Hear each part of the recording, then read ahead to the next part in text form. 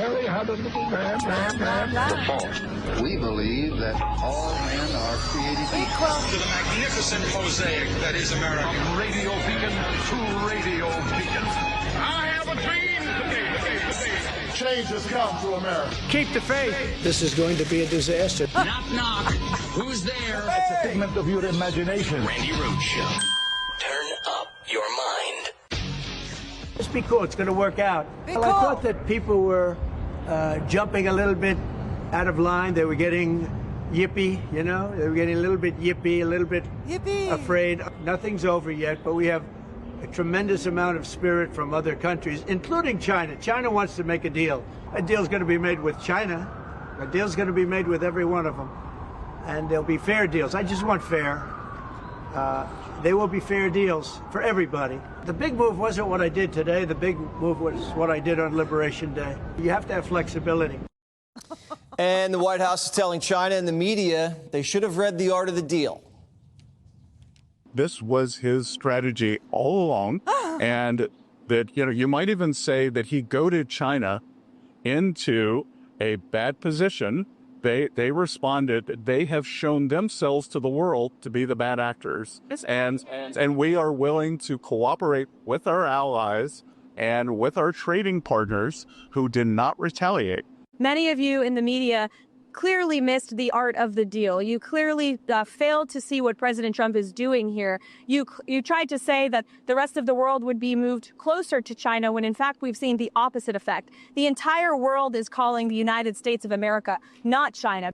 Trump even admitted that it wasn't the art of the deal or be cool. He said he was watching the bond market. Right. And that's what decided this. He had to cave. I think CNBC's Steve Leisman, he said he didn't just flinch, he ducked. There are trillions still lost. And our very own Charlie Gasparino has been on for the last couple of hours saying that he wished it weren't so, but that the truth is that the White House capitulated. They caved. They caved like spelunkers, everybody, like spelunkers. That's how deep the cave was.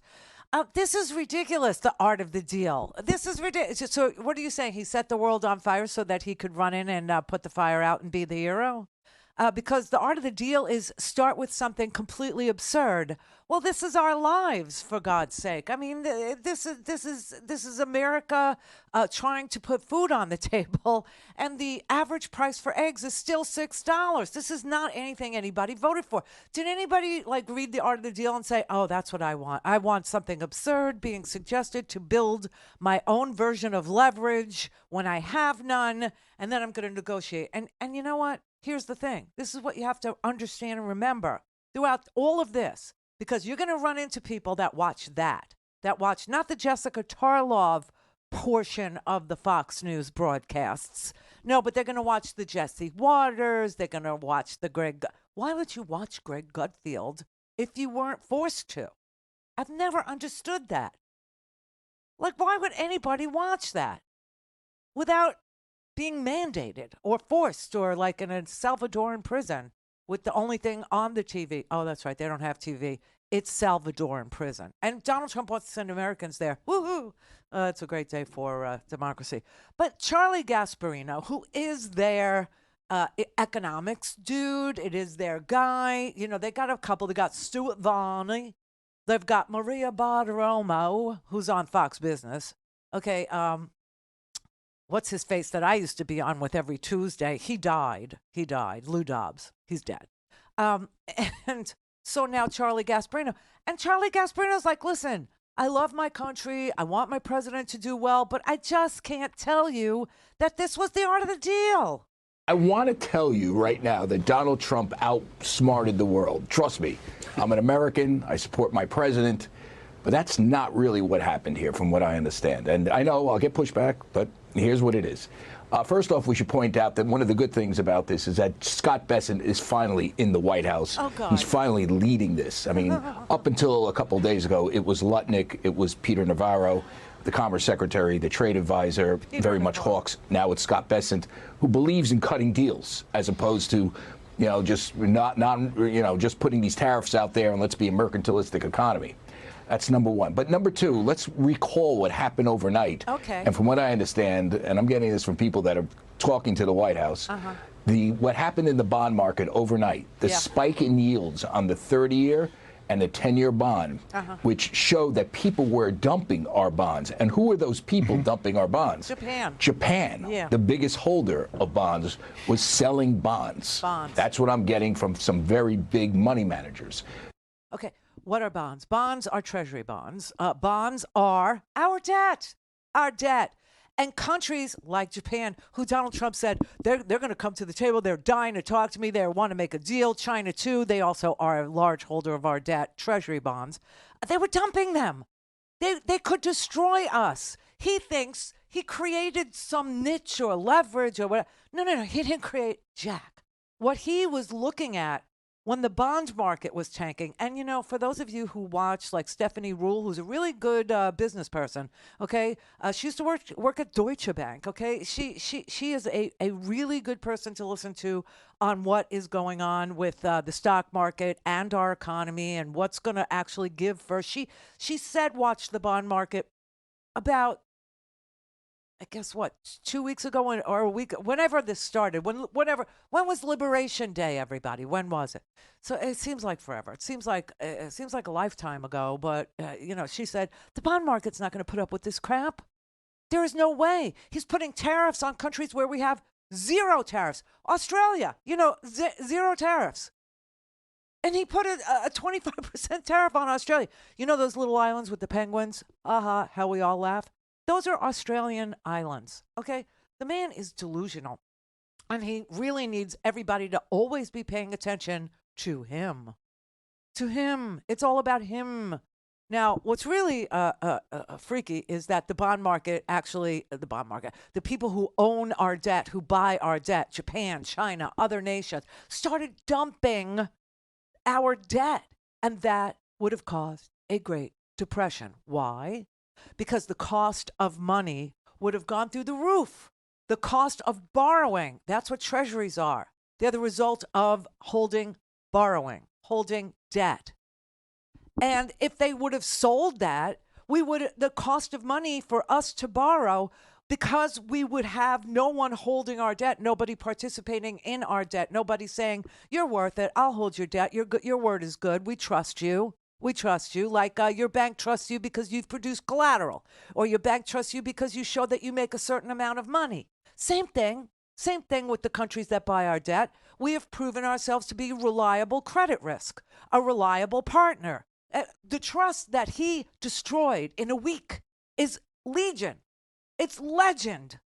No president has damaged the word of the American democracy or the American economy in this way, ever in the history of But if he didn't respond, this is why he's saying, thank God that Bessent's in it. Who the hell does Bessent look like? Can anybody place him? I can't place him. He looks sort of kind of like a plastic surgerized James Comey on some days. Do you know what I mean? And then on other days, he looks like a surgerized Chevy Chase. So, I can't really place it. Anyway, so he saw the debt being sold. He saw it, and he saw depression, Great Depression. Mr. President, you're in Great Depression territory. You will get impeached. They will run you out on a rail. The people don't like it. Did you see last weekend? There were millions of people. They don't like this. Anyway, that's what he was responding to. This is not the art of the deal. This is the art of the douche. Now, some people are saying it's the art of the steal. Some people are saying that this was market manipulation, that this was a classic pump and dump scheme, meaning he had put out at 9:30 in the morning on Truth Social that it was a great day to buy DJT. That's his stock, where all his wealth actually is. Truth Social, right? And at 9:30 in the morning, he said, this is a great day to buy, da-da-da. And I saw Twitter going, buy the dip, buy the dip. The only dip you want to buy now is like, guac, because it's going to become scarce. Buy the dip. And then his stock price, DJT, went up 21%. And then he paused the tariffs. What?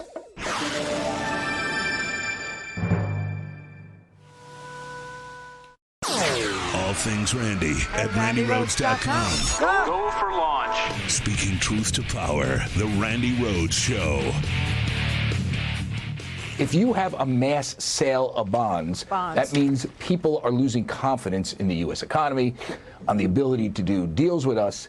And from what I understand, this is what forced the hand of this 90-day reprieve. Now, is it a good thing? You know, are people coming to the table? Yeah. But No. if you read between the lines, or not even what Scott Bessent said, we have no deals. No. Right? There's nobody that is really there saying this is what we're going to do. And people focus on the stock market all the time. It's the bond market and the sort of lending markets that's the plumbing of the economy. Yes. And those markets were imploding last night. And that's why we have a 90-day freeze. Let's see if those markets improve. Someone told me we had a decent Treasury auction today. But if you can't sell your Treasuries, guys, and people are unloading your Treasuries, like Japan, which is, I believe, the largest foreign holder after China. Just to be clear, there was an auction that just happened a few moments ago that Bastids just referenced, and it was a healthy auction, Charlie. Well, that's what I'm saying. Okay. Right? So we got a good, healthy auction on some of this stuff.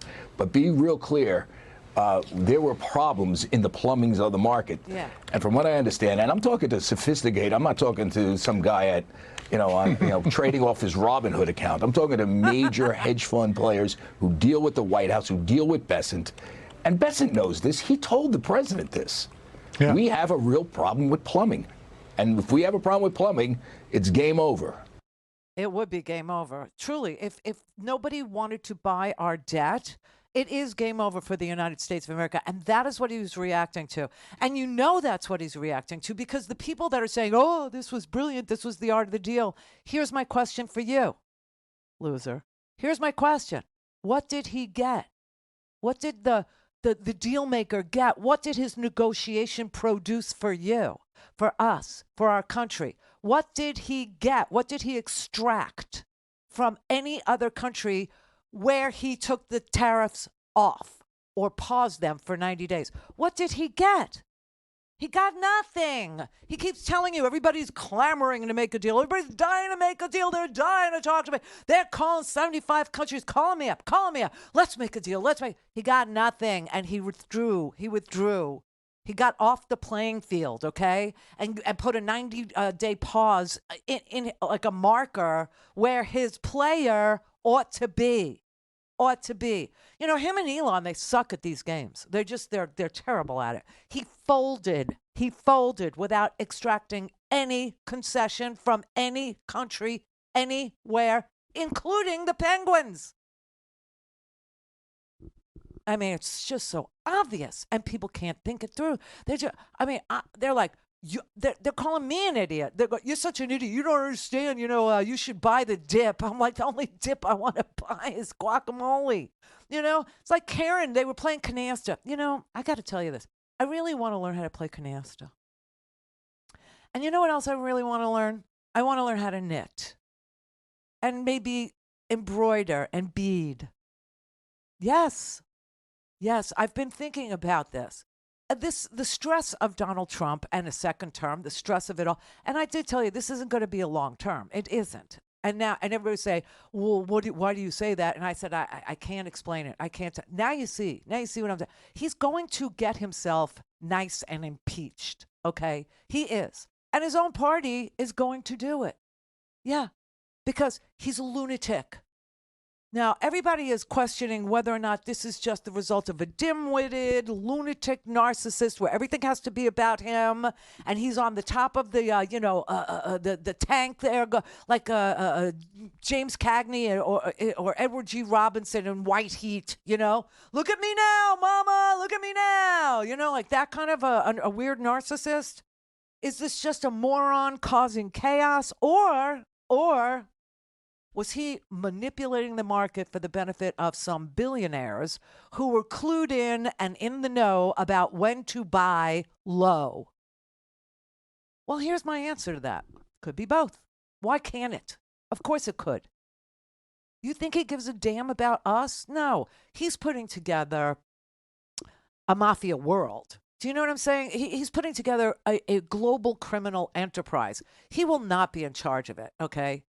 Putin will, or Xi. It's between the brothers, okay, right? It's going to be between those two. who gets to, and Russia and Putin and Xi, they found some, copacetic, sort of a middle ground for both of them to take, Russia's got the oil and gas, and China's got the little kids that, sew such fine stitches in the Nikes. Do you know what I'm saying? And between the two of them, they have come to, sort of an agreement about you take these trillions and I'll take those trillions, and you conduct your commie country and I'll conduct my, fascist country. I invade my neighbors, you don't. Because, she's read The Art of War, and the only war that you ever win is the one you don't fight. And I swear, China plays the long game, Putin is like, I got 10 years. 10 years to rebuild the empire now. I'm doing it. I'm in. And if Donald Trump gets in the way of either of these guys enjoying their control over, large swaths of the world, and, Donald Trump says, I want all of the Americas. That's what I want. Putin, you could have Europe, and I've said this a million times. Putin, you could have Europe. Xi, you get all of Asia. I get all of the Americas. I get North, South, I get Central, and he's already started with Bukele, right? Selling people to Bukele, to his maximum security. I don't even want to call it a prison. It's a concentration camp, okay? No calls out, no visitors in, no 80 guys in a cell, 2 toilets. I mean, this is bizarro world. And Donald Trump is sitting here telling you he would love to send Americans there, and he doesn't see why not. He just doesn't see why not. We'll get there today. We're going to get, because this is so freaking obvious. It's so in your face what he wants to be. What he wants to be. And I'm telling you, if he had the wit, the intel, the intelligence, the ability, the intellect to do this, they would just get him out of the way as fast as, he rose, right? But he doesn't. They think he's a moron, and they think he's destroying the Americas. They think he's destroying us. And so they're pretty happy to sit back, relax, and watch the destruction. Watch the pyromaniac. Set it all ablaze. But I'm telling you right now, they're not willing to carve up the world with him. They don't consider him an intellectual equal. When they look at his track record in business especially, which is pretty much all they care about, and getting their, share of kickback from it, they see he's a failure. And that the only way he ever enriched himself was by stiffing people. Well, that's not in their plan. Their plan is to see oligarchs do well and kick back to them. He's a loser in their minds, okay? And we're going to lose. And I have news for you. If we lose and Donald Trump is the president, he's going to say, see, I won. What did you win? You lost.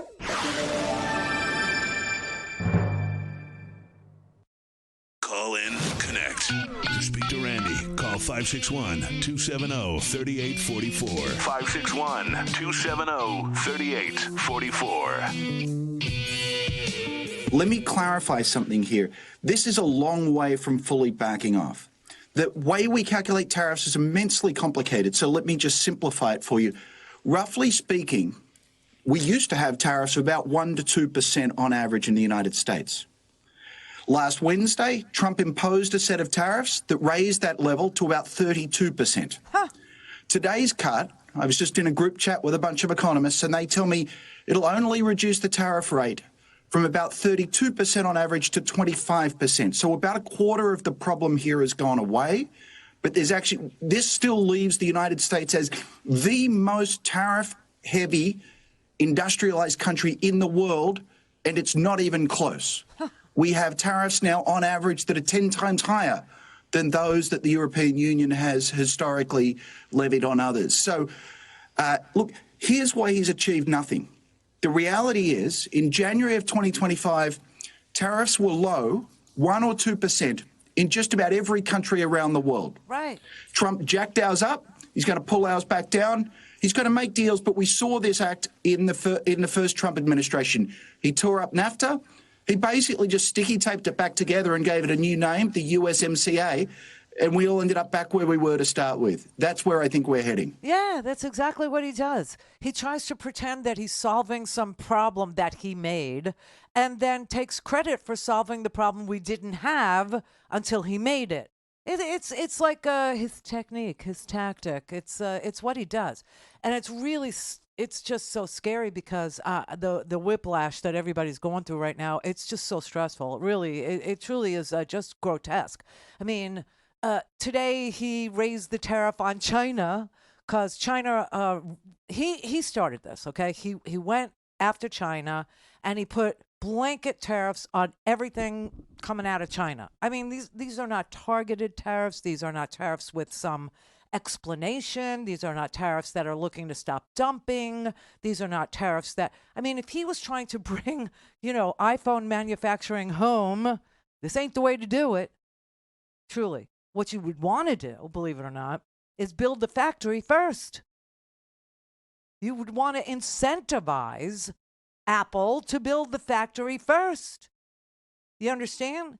And then you would have to rig the factory with automation because we're not going to have anybody volunteer to, because there's a few things Americans will not do. One is pick lettuce.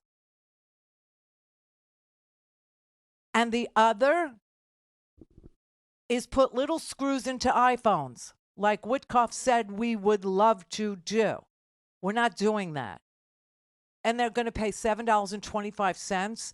If they paid $7.25 for Americans to show up and screw little screws into iPhones without automation, okay, so they're already showing you, hey, your jobs are going to be automated anyway, so there's no net gain in jobs. But okay, so if they did find people that wanted to do that work for $7.25 an hour, an iPhone would cost you $3,400. Nobody wants to pay $3,400. Right now, it's like, it depends. It could be $1,000. It could be $800. It could be free if you change services and sign a contract, right? Everybody finagles with the iPhones. It's a little tool for them to build leverage, to attract customers to their services, which is what we do really well. Services and advertising. That's what America's, good at.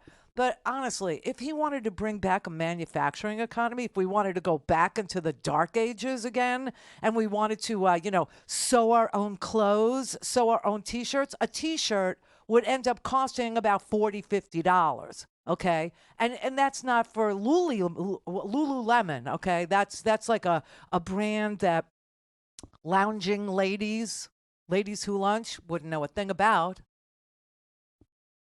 Truly, I don't have time to lunch. I don't have time to lounge. I would like some time to lounge and lunch. That's what I'm saying. I want time to lounge. I want time to lunch. I want time to play canasta. Karen is playing canasta once a week, maybe twice. She's so happy. I want to be that happy. And talking about this crazy game he's playing with us, is not making me happy. Just a little, clue into what's going on in my head. This is really, really upsetting, this whole thing, because it's so preventable. And to watch people buy into it over and over and over. Poor farmers, and yet you can't really feel sorry because they elected him twice. Anyway, he put a tariff on China today, 145%. He started this whole thing. He put 100% tariff on China. China retaliated 84% and said, we're going to fight to the end is what we're going to do. And I don't know if you saw it or not. I should have pulled it. I could get it pulled. There's a video that's, China controls their media. It's not a free market media. It's not free speech. It's not freedom of expression. They don't have the freedom to criticize or to organize or to assemble. Okay, they just don't. Remember Tiananmen Square. Okay, so for China to allow this stuff to get made and be put on their, it's Weibo or Weibo is their version of TikTok, even though TikTok is their version of TikTok. Okay, and Donald Trump extended the deadline. Yeah, lets China owe TikTok still to this minute. because he didn't have a deal. He thought he had a deal, didn't have a deal that China would approve. Why? Why won't China approve the transfer of ByteDance to an American company? Because he put a tariff on him of 100%. So they retaliated with 84% and started putting up these ads on their, social media with this is how they think of Americans over there. I mean, it's just so bizarre. So J.D. Vance, I have to say, J.D. Vance called Chinese workers peasants. And this infuriated them on top of being infuriated because of the 100% tariff. So they came back and they started putting these social media posts up of fat, okay? They think of us as being real fat freaks, okay? Like super overweight, diabetically challenged population, okay? And they put up fat guys and fat women sitting in factories sewing and screwing in screws into iPhone, just mocking us mercilessly. And their social media lit up with China will fight to the death. China will fight to the end. All the Chinese people, and they all heard what J.D. Vance, finally, they heard what J.D. Vance called them, peasants and all that. And they are like fighting mad over there. Well done, Donald. So instead of, he keeps saying there's a deal to be made and China wants a deal. China's like, go F yourself. Okay, dude? We're 1 billion people. India, which is in our hemisphere, 1 billion people. What do you got over there? 220 million consumers? We can make stuff for minus a penny. And if we sold stuff that we made for negative pennies, for a penny, the whole world could afford to buy our crap, and we'll do it. Plus, we're going to sell you debt, and we're going to cause a Great Depression there. I mean, it's so bizarre. What's really going on? Oh, no, China's, they want to make a deal. They want to make a deal. No one wants to deal with him. You know why? Not trustworthy. This is the Randi Rhodes Show. To speak with Randi, dial 561-270-3844. That's 561-270-3844. Yeah, Brett says he saw this. You just have, it's very quick. It's 30 seconds, but you have to watch this. This is what the Chinese social media post that I was referring to. This is it. Oh my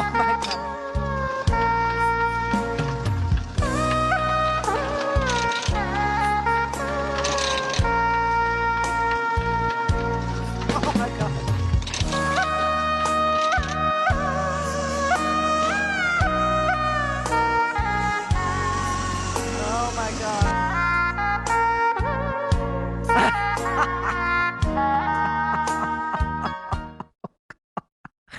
This is the way the world, well, at least China, this is the way, they see us, okay? We're gigantic tubs of lard that believe that bringing back, I don't know, the old factory model, like the 1890s, the early 1900s, when, Far and Away. Remember, that movie, that Ron Howard movie? Great movie. They were chicken feather pluckers, right? The Irish, when they came in, they would go to work at the chicken plucking factory.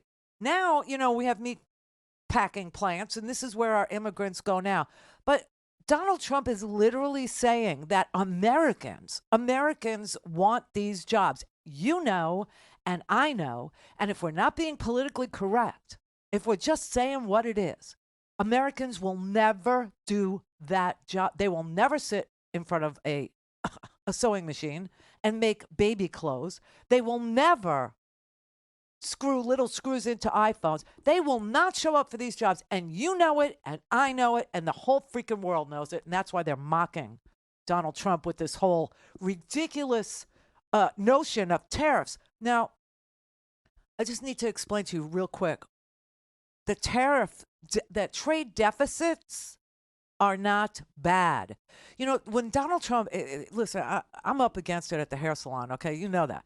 Angie is the only sane person in that place. And we've been on the phone talking to each other for hours on end, because they keep telling her she's arrogant.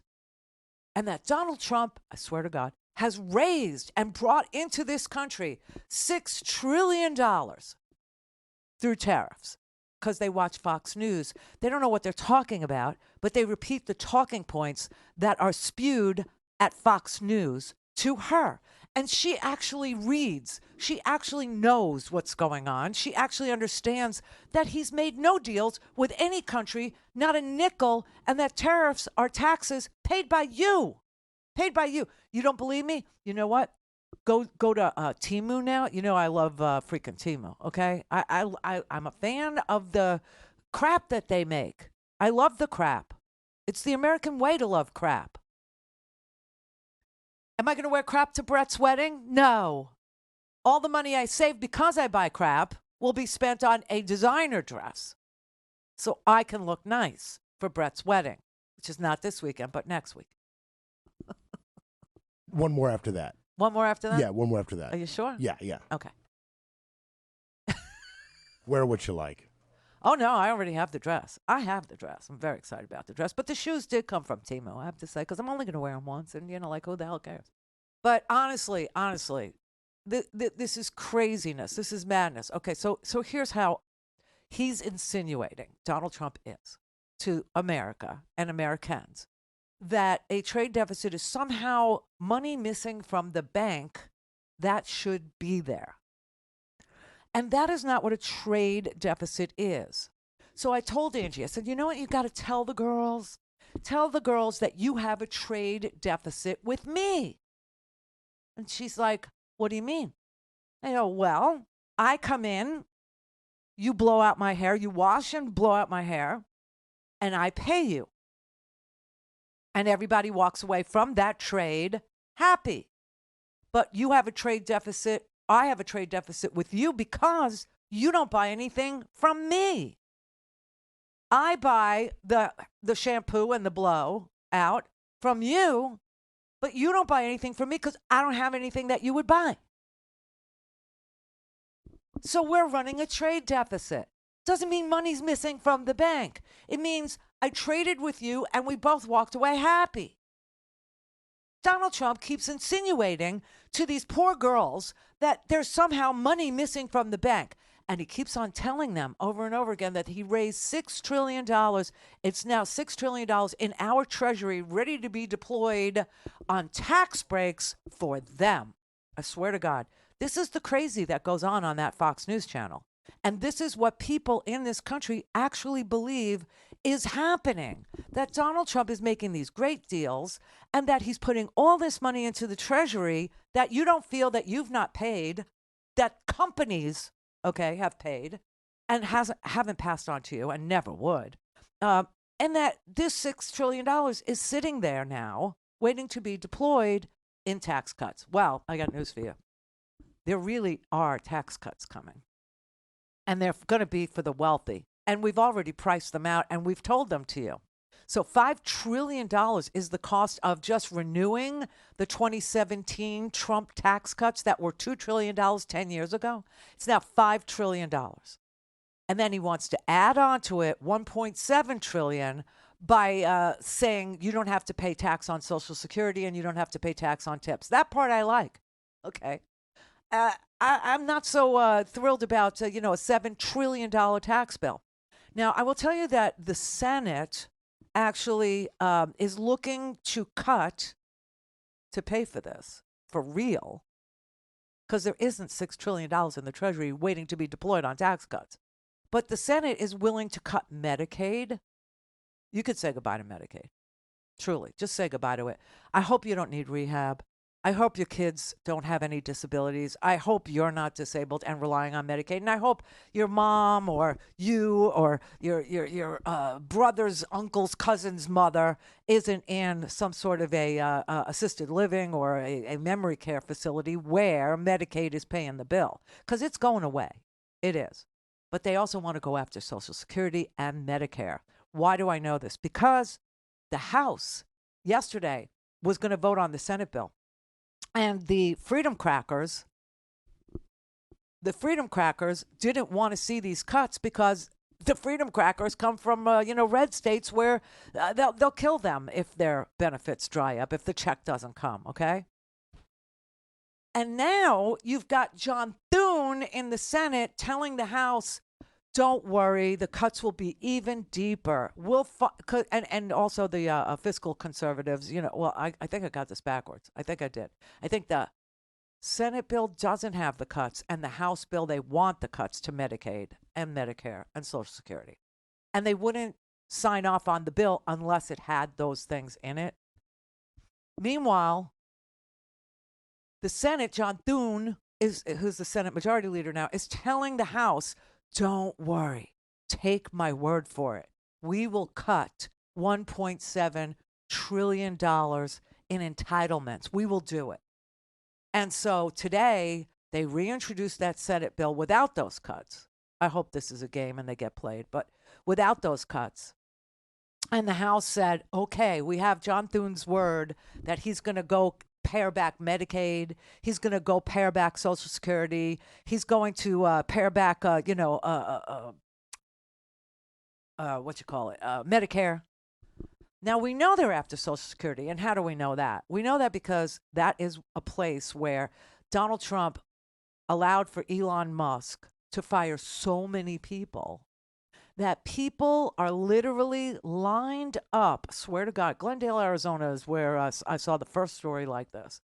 Glendale, Arizona had a bunch of senior citizens and a bunch of disabled people literally line up around the Social Security office before sunrise, waiting to go into the building to make sure that their check was still coming because they couldn't get anybody to answer the phone.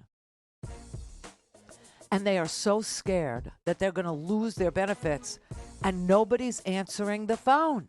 One woman who was on the line was interviewed by the press, and they said, why are you on the line at like 5:30 in the morning? She said, I've been calling for a week, and nobody answers, and I need to make sure that my $1,200 a month, I need to make sure that my Social Security still comes. She got up to the front door when they opened, and you know what they told her? You have to make an appointment and come back with when your appointment is. You can't just be online. And she was a Trump voter. And she was livid. I did not vote for this.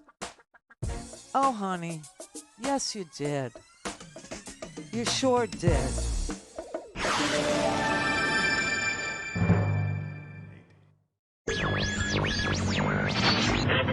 Mary had a little man. The fault. We believe that all men are created equal. To the magnificent mosaic that is America. From radio beacon to radio beacon. I have a dream today. Change has come to America. Keep the faith. This is going to be a disaster. Knock, knock. Who's there? It's a figment of your imagination. Randi Rhodes Show. Turn up your mind. Donald Trump is trashing our economy. Yeah. First, Donald Trump imposed across-the-board tariffs. Then, just a few hours ago, he dropped those tariffs to 10% on everyone and moved the tariffs up to 125% on China, It's up from 105% yesterday. Now, there's confusion, there's chaos. No one knows what the tariffs will be tomorrow or the next day or next week or next month. But here's what we do know. Are prices still going up? Yes. Are businesses still wary about investing? Yes. Are millions of working people still worried about their jobs and millions of small businesses still worried about closing shop? Yes. And right before Donald Trump declared that some of his tariffs were off again, he sent out a message to his billionaire buddies. He posted, "This is a great time to buy," in all caps. Was that market manipulation? Was it corruption in plain sight? We need an independent investigation into market manipulation because Americans need to know whether President Trump or anyone in his administration manipulated the market to benefit their donors, all while they are working for the American people and while small businesses and those working families are paying a price. It's a disaster. But here's the thing. Republicans in Congress have a chance to stop him right now. Right now. If they do nothing, they, along with Trump, are responsible for the fallout. Congress could end this dangerous trade war right now by passing my bipartisan resolution with Senator Ron Wyden to turn off the fake emergency authority that Donald Trump is using to impose his worldwide and chaotic tariffs. So I have a simple question for the Senate. Why aren't we passing this resolution this instant? Really? Why don't we just stop this crazy thing? Honestly, all you got to do is turn off his emergency powers because it's made up in the first place. We're not, he's creating an emergency. He's creating an economic emergency, but we weren't having one before he created it, right? This is what he does. He creates a mess, cleans it up, or has other people go clean it up for, and then declares victory. This is such a loser's profile of what they do to elevate themselves when they don't have the wherewithal to make things better. Okay, they make things worse, and then they put it back to status quo and say, see, I fixed it. It's just so bizarre. But, I mean, the idea that we could stop all of this and that Congress could stop all of this, but they won't. Do you know why? Because the Republicans are ready to raid the entitlement trust funds. This is the great theft. This is the great steal. This is literally the greatest heist in the history of the world. What is going on in the Senate and the House? This budget bill, okay? And the Senate, I just hope John Thune is playing a little Mike Johnson, okay? Because Mike Johnson, the margin is so small in the House. He can only lose two House members that can only vote no. And there are freedom crackers that are, yesterday they were no's on passing the Senate's budget because the Senate didn't raid the entitlements at all. And they want $1.7 trillion to be taken from the trust funds so that they will feel a little bit better about adding $5 trillion more dollars to the deficit. A deficit that only Donald Trump has the distinct history of adding to that deficit $8 trillion in one term. And how did Donald Trump add all that money in one term to the deficit? Tax cuts. And he's about to do that one trick he knows, that one trick he has up his sleeve, okay? And the House Freedom Crackers won't do it because they, remember, they're like the Tea Party. They were anti, ACA because they said it was going to add to the deficit because they said it was too expensive. Everything with them is too expensive. You can't have this. You can't have that. Why can't we have nice things? Because we spend so much on the military. Because we spend so much on other things, not you. And quite frankly, our stuff is in a, quote, let's quote Al Gore, a lockbox. And they're not allowed to touch our stuff. But our stuff, our insurance policies that we paid into our entire working lives are what they want to steal so that they can feel a little bit better about giving these tax cuts to the wealthiest Americans, their donors, and drive up the deficit only another $5 trillion instead of $7. Or maybe $4.3 trillion instead of $7. And so John Thune gave his word. It's not in the text of the Senate bill. It's not anything. But he gave them his word today. If you give me your vote, House members, Freedom Crackers, if you give me your vote, I promise you I will raid the trust funds. I promise you I will. And I'm telling you, Social Security has already been denigrated. It's already been, almost destroyed as far as being able to service people because there's no phone service anymore that's worthy of the amount of calls. I mean, calls to Social Security have gone up 30%, and the number of people working at Social Security has come way, way, way down. And now when you call, you either get a busy signal, no one answers, or you're disconnected. That's fun. And so people are lining up in front of the remaining field offices because he closed a whole crapload of them. And then said you have to go to a field office and produce ID so that we can stop the fraud. But there isn't any fraud. It's like voter fraud. That's an issue in search of a problem. There is no voter fraud. I think over the last 40 years, you had 70 people who were ineligible to vote. 40 years. Social Security, it's the same thing. It's the same. And Elon, they had this stupid, dear leader cabinet meeting today. It's horrendous. It's so hard to watch because they all genuflect in front of him. They all kiss his butt. They all praise the leader, the dear leader. Thanks to you, Mr. President, we're able to round up illegal aliens and deport them to a gulag in El Salvador, Kristi Noem says out of her surgerized lips. Do you know what I'm saying? Like, I can't even believe what is going on. And the media is carrying it. Really, this is just it's so wrong. It's so wrong. And they went around the table and everybody praised him and everybody thanked him for his great leadership. And everybody said how he's winning, so much winning. He nearly threw us into a Great Depression, okay?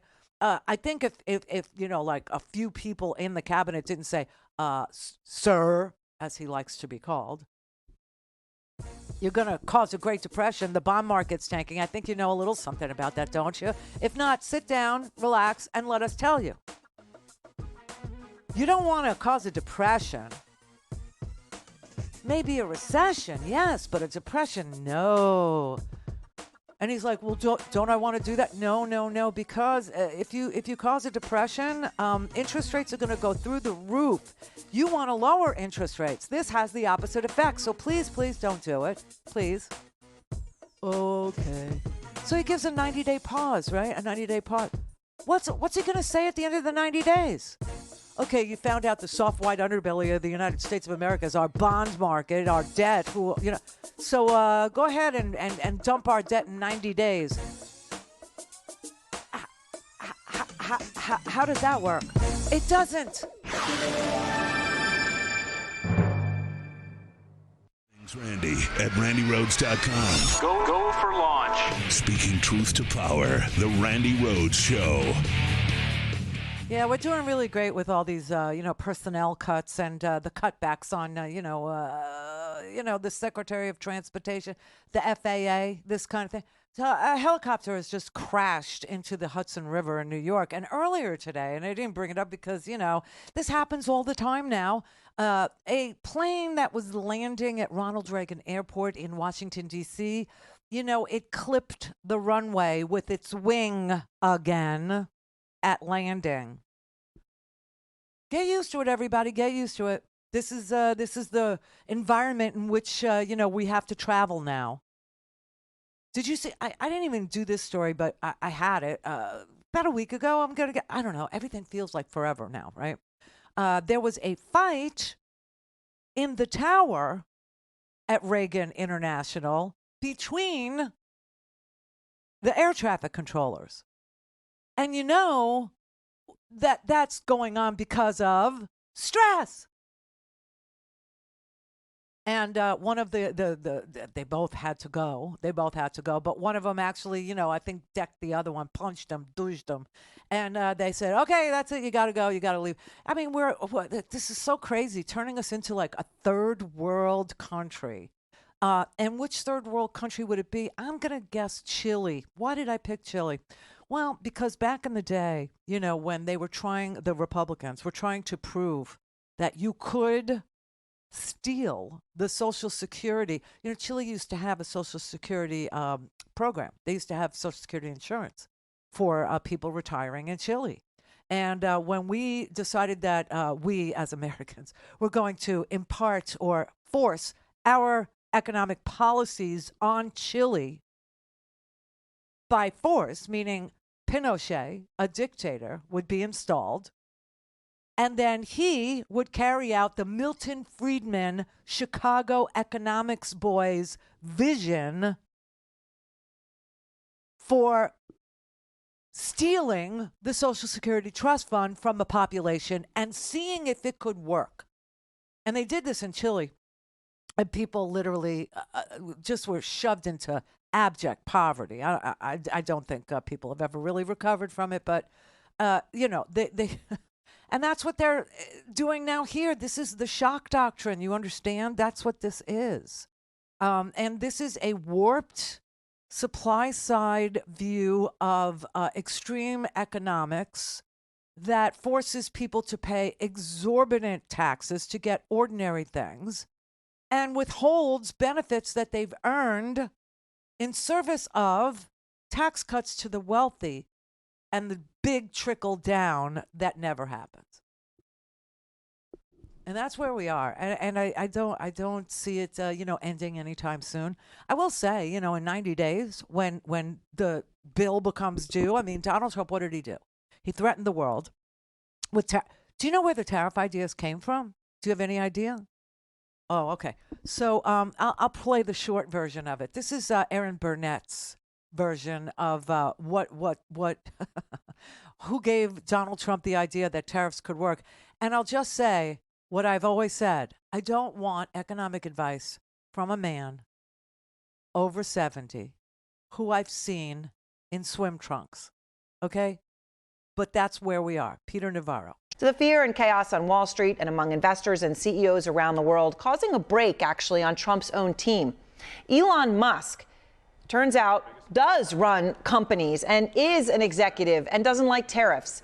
Now all in on a public fight with Trump's top trade advisor, Peter Navarro. Writing, Navarro is truly a moron. What he says here is demonstrably false. Navarro is dumber than a sack of bricks. And then he went even further, writing, I'd like to apologize to Bricks for calling Navarro dumber than a sack of bricks. That was so unfair to Bricks. Musk also slamming Navarro for his comments about Tesla, writing, Navarro should ask the fake expert he invented, Ron Avara. That, of course, is a reference to what we pointed out last night. According to the New York Times, Navarro invented an expert for his books where he bashed China. That expert he quoted often was named Ron Avara, using letters from his own last name. I swear, that's the truth. Peter Navarro. Listen, this is why sometimes when somebody tells you how highly educated they are, how they went to an elite school, you should take it with a grain of salt. You should say, wow, that's impressive that you went there, that you were accepted there. But what did you do with anything that was available to be learned there? Peter Navarro has, I believe, a PhD, a doctorate in economics from Harvard. And Peter Navarro's economic ideas are so bizarro that when Peter Navarro wrote books with his ideas in them, no economist would endorse those ideas. And so Peter Navarro did what Donald Trump did when Donald Trump, pretended to be his own PR guy. Peter Navarro invented an economic expert, an economics, whiz, to endorse Peter Navarro's ideas on economics. And what he did was he took his name and played Scrabble with it and came up with Ron Navarra or Ron Vara. That's what it was, Ron Vara. And Ron Vara was the expert that Peter Navarro quoted in his own book as being the expert on new and exciting economic ideas. Now, the story gets even weirder because when Trump was president in the first term, he tasked Jared Kushner with finding an economist that Donald Trump could hear new ideas from about China's encroachment on the United States. Because Donald Trump felt that trade deficits meant that there was a lack of money in the bank that was owed to us from other countries. And I've just shown you that's ridiculous. It's just a term of art, a trade deficit. Doesn't mean that money is owed to the Treasury or any of those things, okay? It just means that people trade, and the people who trade together, they make a deal amongst themselves. They're happy about it. They go away. But just because I bought something from you doesn't mean you're going to then buy something from me. And so you and me have a trade deficit. That's it. It's not a bad thing. It's not negative. It's not a character flaw. It's not a financial flaw. It's not anything. But when Donald Trump wanted to advance these theories, he told Jared, go find me an expert, somebody with an Ivy League degree, who agrees with me, who understands what I understand about trade deficits the way that I understand them, as being a financial thing. And so Jared went to Amazon and started looking at books about trade with China and found Peter Navarro's book and cold called him and had him to the White House to meet with Trump. That's how they know each other.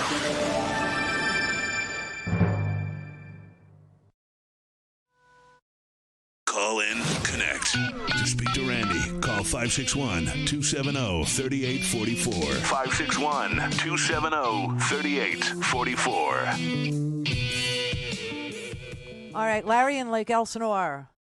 Hello, Rand. Hello, Larry. How are you doing? I don't know. Well, did you get my videos? No. I sent them to you. Oh, I haven't. In fact, I haven't checked. I haven't checked that account in 2 days. So. Well, I sent them before that, but anyway, okay. One of the videos was done by SEIU. They produced it, so it's going to be interesting. Yeah. But right. I'm calling in relationship to that, and that is, you touched on it earlier. People need right now, I think the focus should be on Social Security, Medicaid, and Medicare. They need to call their representatives. They need to just bombard them with calls because it's at risk, as you know. Yeah. And we can't let that continue. Those are some of the points I made. I was at the Ro Khanna town hall that we had down here, and we're under siege. Yeah. And if we don't do something about it, everybody's going to suffer. I mean, everybody's going to suffer, not just Social Security, but the people, and not just the people on Medicaid, but the families of those people, because the financial fallout is ruined. It's going to ruin families. It's going to put people on the street. Yeah. I mean, we have a homeless problem here. You ain't seen nothing yet. Well, here's the thing. One man will politically take the hit, but the rest of us, all of us, every one of us will pay for this. That's the sad truth. So everybody can sit there and they say, well, if Donald Trump's wrong, then no. It doesn't work like that. You're going to pay. Your mother's going to pay. Your father's going to pay. Your uncle's going to, everybody's going to pay. Your disabled child is going to pay. Every single person is going to pay for. And your neighbors. Yeah, everybody, every single American, every single one of us is going to bear the burden of paying for this lunacy, for this stupidity, for this art of the steal, whatever you want to call it. It's on. This is going on. I had one of the girls tell me, you're such a Debbie Downer. I don't know why, why do you have to say these things? I mean, you don't know. And I said to her name's Sue. I go, Sue, this is on. This is happening. You can ignore it all you want, but you're going to pay for it. You are. Another point I made in one of my speeches was the fact that for 40 years we've been hearing the Republicans say that Social Security is becoming insolvent. And my point was they were never supposed to take money out of Social Security to begin with, and they robbed it. Put the damn money back. Every red cent that you stole from it, and we won't have to listen to their crap about it becoming insolvent. Well, where'd the money and go? these people, pardon? Where did the money go? Yeah, the money went to their pet projects, is my guess. And the other thing is that these people took an oath to the Constitution. And all those politicians that took an oath that are not upholding the Constitution need to be, they need to either resign or be taken out of office. Well, here's my solution, okay? If Social Security is going insolvent, which they've been telling you and me since we're 20 years old, okay? Every single president that we ever voted for, every single one, Social Security is going to be insolvent in 30 years. Social Security is going to be insolvent in 20 years. Social Security is being insolvent in 40 years. And you know what? It's been a long-ass time and Social Security is not insolvent. But let's just say that it needs more money to pay out because more people are getting older and there's going to be more retirees and fewer young people working. I don't know. So here's the solution. Raise the cap on the contribution to Social Security because your contribution responsibility stops at $160,000 of earned income, right? You're working, you're making $200,000 a year, nice. After $160,000 is paid out to you from your salary or your hours, whatever, you stop contributing to the FICA tax. The box becomes zero, paycheck after paycheck, over 160. Let it go all the way up to $1 million. Social Security will never be insolvent. The Republicans don't want to do that. They want to be able to say, I told you so. So they're never going to do that. It's going to take a Congress and a Senate that is Democratic that's going to be able to do it. But again, I don't know. That's right. And that's why I say, look, this is going to be a very short presidency, meaning it will be over in 2 years, okay? This midterm election is not going to go well for House Republicans, okay? We may even get the Senate. I'm not sure yet. However, they will lose the House. And when they do, there will be impeachment ready to go, drawn up, because they already started a shadow cabinet or a minority cabinet where they're having hearings. I don't know if you've seen it, but they're having. I have. Okay. And they're going to build the case. They're going to have it. They're going to have it written down, and it's going to just be introduced and voted on the day that the Republicans lose the majority.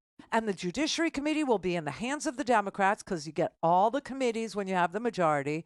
And out of the Judiciary Committee will come the articles of impeachment. It will be voted on by the House. It will be accepted. And over to the Senate it will go. And I think at this point, guys like, Senator Tom Tillis has to run for re-election. He's not going down the tubes with Donald Trump. So if he gets sent back, he votes to get rid of him. Okay? What's his face? John Cornyn. You know who John Cornyn of Texas is going to get primaried for? Ken Paxton. Yeah. God. Yes. Oh, my God. And so you're going to have some senators that are – Mitch McConnell's free now. He'll impeach him. He'll remove him. He will. So this thing ends in 2 years. If we're smart, if we just get smart, it's over in 2 years. Well, we should get the House back because any of those Republican senators that back any of reducing or John eliminating Thun's Social promise. Security and everything. Yeah. Pardon? Yeah, they're going to get voted out because there's too many people that are Republicans that are on Social Security and that are on Medicaid, and when they affect those people, they ain't going to get their votes because now it's no longer about the party. It's about what's look at right what they're and what's doing. wrong. But look at what they're setting up, okay? You got to understand, they're always playing the game. And here's the game. So let's say that John Thune keeps his word, okay? And John Thune actually produces a bill that the House likes that cuts back $1.7 trillion, which means entitlements are on the chopping block, right? And the people of Texas are furious, I tell you, and they want to get rid of Thune. They want to get rid of John Cornyn. Their option is going to be the fraud, Scott Paxton, the one that took away women's rights. So they're in this untenable position. Do you think that Texas suddenly starts voting Democratic? Because that would be really shocking. Right. Well, check out my videos. I really want you to see them. Okay, I will. I have to go to that Gmail account. I know. I know. I used to answer every email. No, I can't anymore. I can't.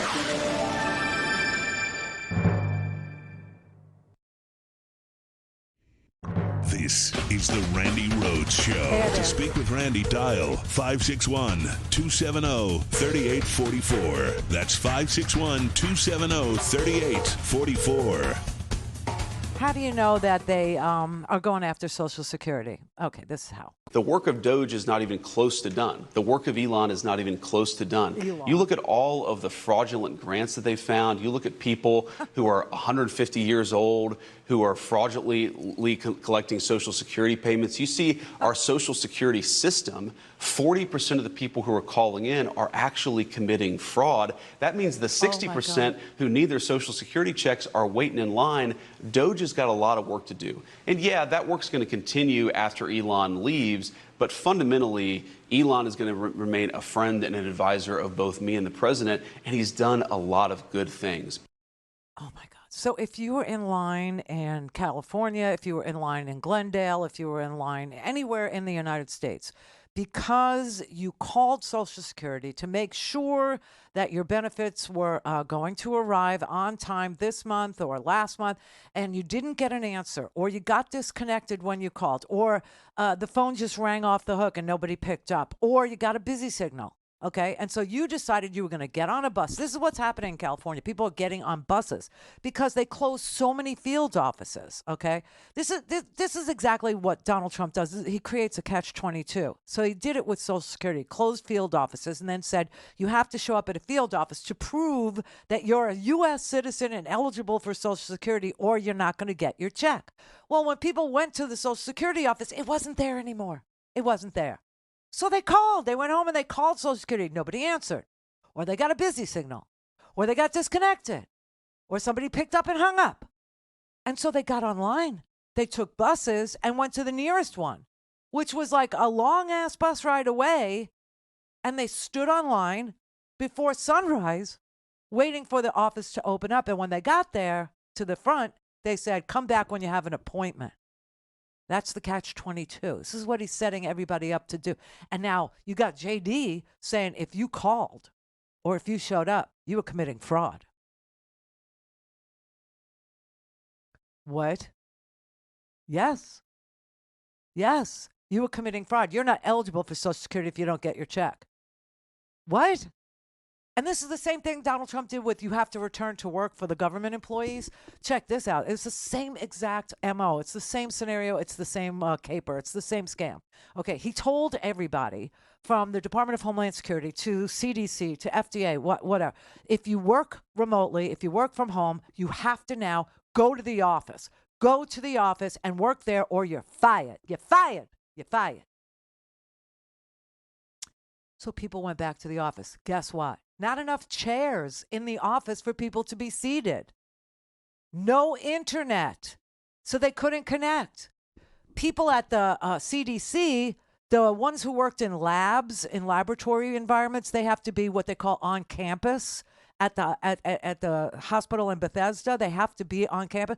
And the people who don't work in the laboratories, they can't be on campus because they don't have room for them on campus. Because they've been working remotely for years now, okay? And so they are going to some office building, hoping that there's internet in that office building, and then doing exactly what they did when they were working from home, initiating a Zoom call to talk to their colleagues who might be on campus in the lab. Catch-22. They do it over and over, and I just don't know how people keep falling for this crap. And they root for it. Yeah, if you want to work, you got to go back to the office, everybody back to... There is no office. There's no Social Security office. There's no work environment. The people that were forced back to their offices to work for the government, I said they're getting no work done because they're going back and there's no internet, or they're going back and there's no phone, or they're going back and their colleagues are, in a different location with no internet, and they can't Zoom their calls together. They can't have their meetings. They can't have their, a weekly meeting. They can't do whatever. They can't work. They can't log on. They can't. I mean, he's setting everything up to fail. Everything, including Social Security. You know what I forgot to tell you is also on the chopping block? And this is huge because when you talk about Medicaid, it's what do I say, like 70 million people or some? I mean, it's an enormous amount of people, mostly children, tell you the truth, and people who are in rehab trying to get their lives together. And then, what is it? Medicare is what, like is it 7.2 million, something like that? Well, food stamps, okay, is also on the chopping block. And food stamps helps 42 million Americans buy food. And the price of food is going up, not down. So food stamps are even more important now. And the farm to food bank program has been severed, right? So there's no food banks to make up the diff. And so they want to cut SNAP benefits at the same time that the price of food is going up, and they've killed the food banks. Catch-22.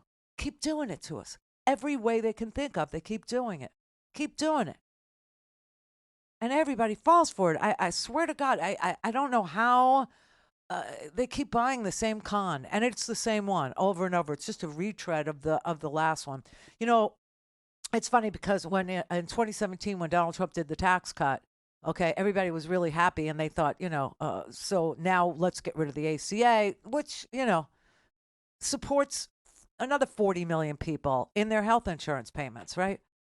But now they're talking about getting rid of everything that the government does, all of it at the same time, and making sure that prices go up by putting tariffs on other countries that import to us, right? Like China.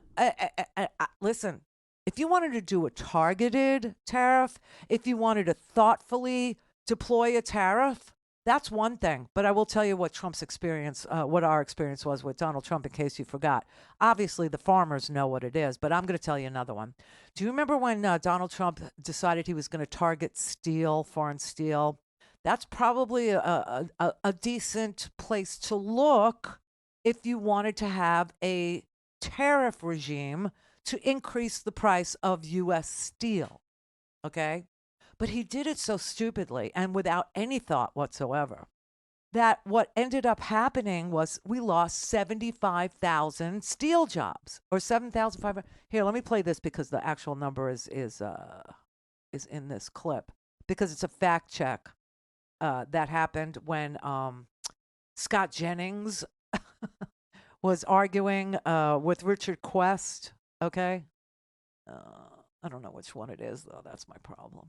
Here, I'm gonna say this one. The political consequences will be on the shoulders of one man, but the economic consequences are going to be on the whole world. The whole world. This is an experiment that should not have been taking place. Because, and you talk about the Republicans who are not speaking up. So far, I mean, Mitch McConnell has come out with a statement. Where was he talking about this, by the way, during the campaign, when we knew that tariffs were going to be large on the agenda? You also you just raised an issue. You said during the campaign, when we knew, because Donald Trump no one ever expected this madness. No one. They expected Donald Trump to enact tariffs. He did it in his first term. Targeted. Well, actually, let's be fair. I do think there was this is economic vandalism. I mean, this is actually not. Well, I would think a lot of working-class Americans would say what was done to them was economic crunch. But the jobs that are going to come back, according to the Peterson Institute, the very jobs that Donald Trump says are going to come back are the jobs that America doesn't need. America needs high-paying, high-skilled, digital, a new age, AI-based economy. What he's talking about bringing back is old style. Basically, look. Well, no. Here is a shoe. It's my shoe, right? It is made in China. You talked about these luxury products. They are. Right, but you take your shoe off and see where it's made. Yes. Made in China, made in Vietnam. This is going to be 34% more expensive. It's an ordinary shoe bought in a discount store. Yeah, that's not the one. That's not the one. There's one in there. I have a clip somewhere where they actually go through the numbers of steel jobs that we lost because of the way that Trump deployed the tariffs on steel. And it was not a good result. It was not a good result. You know why? Because Donald Trump's an idiot. He is. He's a very, very good con man. He's a very good marketer of bad ideas. And that's just a fact, okay? And the idea that in 90 days, first of all, you saw the stock market today. They gave back everything that was made yesterday. It all went away again, okay? This is whiplash. This is volatility. That's what you're seeing. So in 90 days, when Donald Trump actually says, okay, it's been 90 days, the world's going to say, oh, okay, so now we sell your bonds? This is the moment that we caused the Great Depression? Fine, that's what we do. And he's got nothing.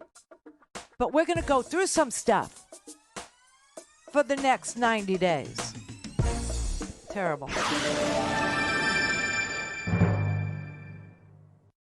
Clear.